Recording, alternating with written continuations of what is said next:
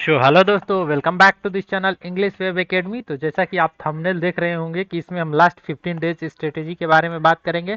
जो SSC MTS का exam जो अभी अभी स्टार्ट होने वाले हैं कुछ दिनों में, तो उसके लिए 15 दिन अब से बचे हैं और उसी के स्ट्रेटेजी के बारे में बात करेंगे। क्या कर सकते हैं अब इतने 15 दिनों में। फिर बेस्ट बेस्ट मॉक टेस्ट है वो कौन सा है। बहुत सारे मॉक टेस्ट जो है अब ऑनलाइन अवेलेबल है।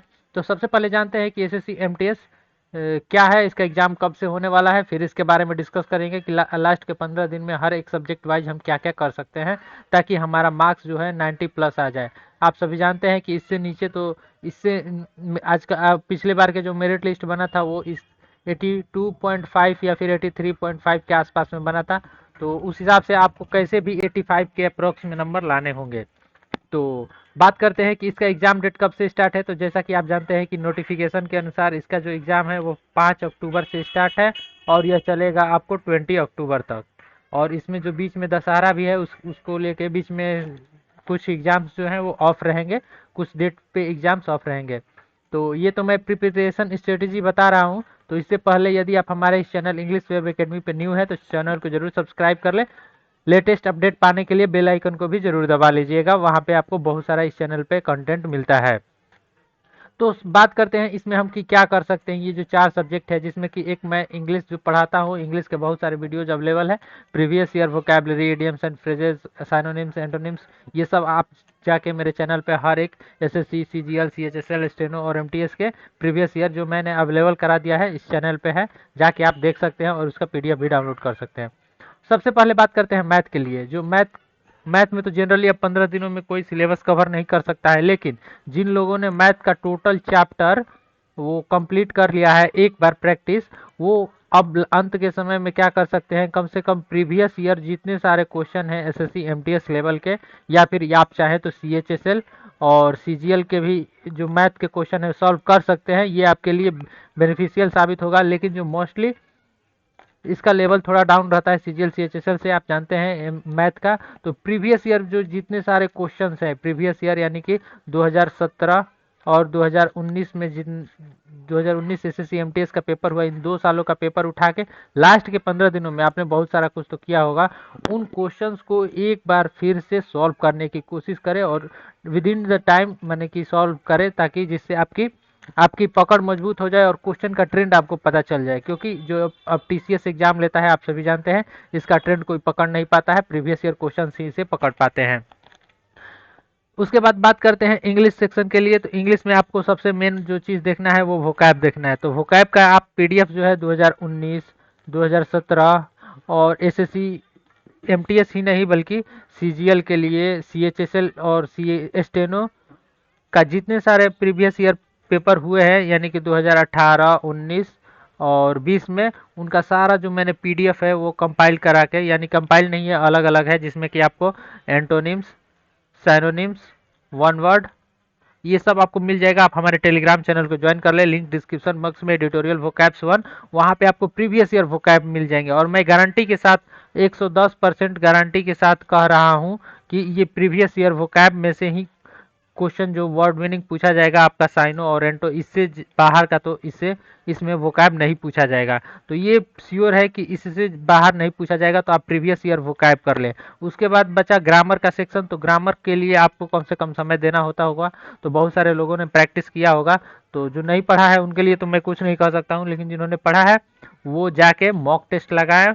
और इंग्लिश के लिए इससे ज़्यादा कोई कुछ नहीं कर सकता है, क्योंकि इंग्लिश नॉर्मल आता है। आप सभी जानते हैं इंग्लिश में कैसे भी 23, 24 लोग ला लेते हैं जो अच्छे पढ़े रहते हैं। तो आप सभी भी ला सकते हैं। इसके लिए कम से कम वोकैब को मेंटेन रखिए, उसके बाद तो ग्रामर बहुत ईजी पूछे जाते हैं इसमें। रही बात रीजनिंग की, तो रीजनिंग का ट्रेंड जो है अब इन दोनों से अलग हो चुका है पहले की अपेक्षा। जहां इसमें पहले 25 में 25 लोग लाते थे, वो अब 21, 22 लाना मुश्किल हो जा रहा है, क्योंकि इसका जो ट्रेंड है वो अलग हो चुका है। इसके लिए आप क्या कर सकते हैं, इसके लिए जो अभी सीएचएसएल का जो अगस्त में एग्जाम हुआ है और सीजीएल का, इन दोनों के पेपर्स के जो जितने सारे रीजनिंग के क्वेश्चंस है, हर एक शिफ्ट में 25 क्वेश्चन होता होगा। और आप जानते हैं कि टोटल सीजीएल सीएचएसएल दोनों को मिला दिया जाएगा तो ये 40 या फिर 30 शिफ्ट से कम नहीं होगा। तो ये 30 शिफ्ट के जितने सारे रीजनिंग के क्वेश्चन है उसे कर जाइए, आपको इससे ट्रेंड पता चल जाएगा और आप रीजनिंग कवर कर सकते हैं बहुत इजीली वे में, बहुत आसानी तरीके से। अब बात करते हैं जनरल अवेयरनेस की। तो जनरल अवेयरनेस एक ऐसा टॉपिक है जिसमें कि जीके से सभी क्वेश्चंस पूछे जाते हैं। जो इसमें एक टॉपिक है वो है करंट अफेयर्स। करंट अफेयर्स के बारे में कि कहाँ से कोई करंट अफेयर्स पढ़े, तो आप मोस्टली दिसंबर से लेके और यहाँ जून तक का करंट अफेयर पढ़ ले, इससे बाहर का कुछ नहीं आएगा। हो सकता है कि कुछ ऐसे जो गेम्स वगैरह हैं जो कि यानी कि जैसे कि 2019 में कोई गेम्स खेला गया उसके बाद से अब तक नहीं खेला गया, तो वो क्वेश्चन पूछा जा सकता है। या फिर 2018 में खेला गया होगा तो ये कोई प्राइज है 2018 में दिया गया होगा, उसके बाद से कोई नहीं दिया गया है, तो वो पूछा जा सकता है। ये सब आप देख ले। और लास्ट के करंट अफेयर्स मोस्टली आप दिसंबर से जून तक के करें, इससे बाहर का नहीं करने की ज़रूरत है। जुलाई अगस्त का करने की आपको ज़रूरत नहीं है। और मोस्टली है जो जनवरी से कर सकते हैं। उसके बाद बाकी जो बात रहा वो रहा कि जीके में क्या कर सकते। जीके बहुत बड़ा एक टॉपिक है जिसको कि इतनी आसानी से नहीं पढ़ा जा सकता है, लेकिन अंत के 15 दिन में आप यही कर सकते हैं कि प्रीवियस ईयर जितने सारे जीके के क्वेश्चन है उसे उठाइए और एक बार पढ़ डालिए। यानी कि एमटीएस को छोड़ के, एमटीएस में जो हुआ है आप सभी जानते हैं, एमटीएस का 2019 में एग्जाम हुआ था। उसके बाद जितने एग्जाम हुए हैं, जैसे कि स्टेनो का पेपर हुआ है, तो स्टेनो का प्रीवियस ईयर पेपर उठाइए, जितने जीके हैं उसे सॉल्व कर जाइए, यानी कि एक बार से देख जाइए। सीएचएसएल का पेपर हो गया 2 बार से, इन दोनों बार के पेपर को उठाइए, एक बार देख जाइए। सीजीएल का सेम पेपर हुआ है, उसको उठाइए, जितने सारे जीके पूछे गए हैं देख जाइए। आप 15 दिनों में यही कर सकते हैं और यही सबसे ज़्यादा आपको बेनिफिशियल साबित होगा। अब जाके हिस्ट्री, ज्योग्राफी और क्या बोलते हैं कि बाबर, हुमायूं और अकबर, औरंगजेब और साम्राज्य, ये सब पढ़ने की ज़रूरत नहीं है, क्योंकि ये जो पढ़ा हुआ था वो आपने अब तक पढ़ लिया होगा, जितना भी पढ़ना होगा। अब आप यही कर सकते हैं कि प्रीवियस ईयर क्वेश्चन उठाइए, प्रीवियस ईयर पेपर उठाइए। बहुत सारे एग्जाम हुए हैं जैसे कि, और उनका पेपर को उठा के उसे सॉल्व करने की कोशिश करें। इससे ज़्यादा आप नहीं कुछ कर सकते हैं, और यही करिएगा तो सबसे आपको बेनिफिट मिल जाएगा। तो ज़्यादा कुछ करने की ज़रूरत ही क्या है आप सभी को।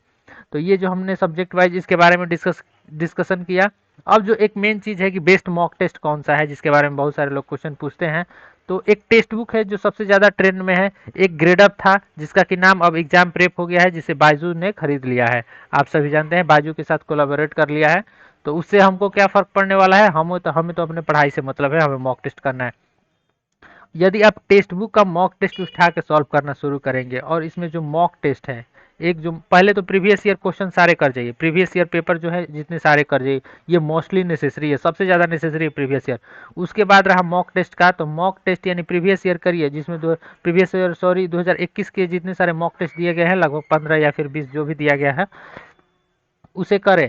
लेकिन मैंने देखा है इसमें जो बहुत सारे इजी क्वेश्चंस पूछे गए हैं, यानी कि इसमें आपको कैसे भी 85 प्लस मार्क्स करना है या फिर 80 प्लस मार्क्स करना है। इतने मार्क्स इन दोनों के बीच में ही आपको मार्क्स करना है, क्योंकि उतने ज़्यादा टफ नहीं सेट किया गया है। तो मैं इससे ज़्यादा इसको प्रेफर करूंगा, क्योंकि इसमें यदि आप 70 प्लस भी ला रहे हो तो आपका वो एग्जाम में 85 के आसपास में जरूर आ जाएगा, क्योंकि वन ऑफ द बेस्ट है ग्रेडअप के मॉक टेस्ट जो जितने सारे हैं। और टेक्स्ट बुक के भी बहुत सारे बहुत अच्छे मॉक टेस्ट अवेलेबल हैं, लेकिन जो ये इजी इतना दे दिया जा रहा है जिसके वजह से बहुत सारे लोग उतने में ही खुश हो जा रहे हैं, तो ये गलत बात है। आप जाके ग्रेडअप के एक बार से उठाइए और उसे भी सॉल्व करने की कोशिश कीजिए। मैं ये नहीं कर रहा हूँ कि टेक्स्ट बुक का खराब है, टेक्स्ट बुक को एकदम एब्सोल्युटली करिए। टेक्स्ट बुक के साथ साथ ये ग्रेडअप का भी जरूर कर ले अंत के कुछ दिनों में। यदि अंत के अब से 15 दिन बचे हैं, 15 या फिर 14 दिन जो भी बचा है, इन दोनों में आप यदि दो मॉक टेस्ट एक टेक्स्ट बुक से एक ग्रेडअप से करना शुरू करते हैं, तो आप कम से कम 28 to 30 मॉक टेस्ट तो कर ही लेंगे। ये आपके लिए एग्जाम में सबसे ज़्यादा बेनिफिट देगा, क्योंकि मॉक टेस्ट बहुत ज़रूरी होता है एग्जाम से पहले करने के लिए।